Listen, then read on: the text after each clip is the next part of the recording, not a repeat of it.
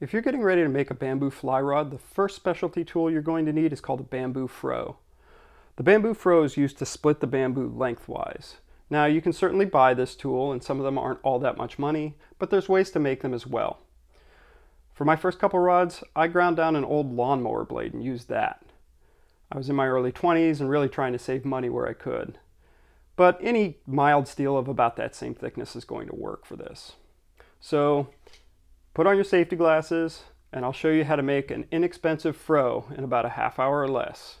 In addition to the glasses, you're going to need a grinder, a mill file, and a hacksaw. Let's go do this. I purchased a mild steel flat bar from a hardware store, which I cut to 14 inches with a hacksaw. You don't want a froe that is super hardened steel because it could chip, fracture, or even shatter.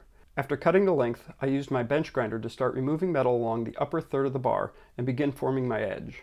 It would be a better and faster approach to clamp the steel in a vise and use an angle grinder if you have one. I didn't have one, so here we are. The idea here is to work both sides evenly and smoothly so that your edge forms in the middle. You're not trying to form a razor sharp point here, but it can't be blunt either. Be sure to quench the steel as you go along. As you work, remember that the froe needs to accomplish 3 tasks. First, it needs to start the split cleanly and precisely with a firm rap from a mallet. For this, it needs some degree of sharpness. Second, after the split is started, the point should get out of the way and not cut the bamboo at all. For this, you need some meat on the thickness of the blade, and the angle of the blade should give way to the thickness relatively quickly, but smoothly, so it doesn't cut back into the bamboo you're splitting. Finally, you want the tool to be tough enough that you can twist it inside a whole comb without it flexing.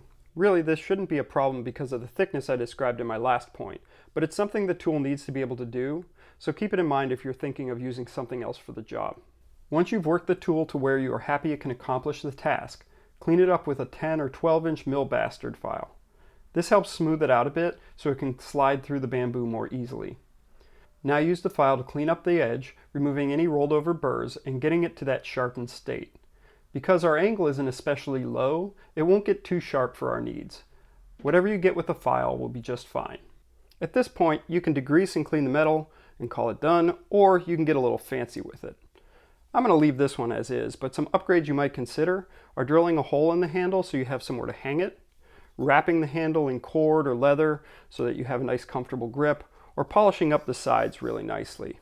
Whatever you do when you're totally finished, take some rust prevention measures. Camellia oil works really well for this. If you have questions, I'm happy to answer them in the comments below. Like this video if you found it helpful, and please subscribe to the channel for more bamboo rod making tips. I'll see you around the next bend, and until then, tight glue lines.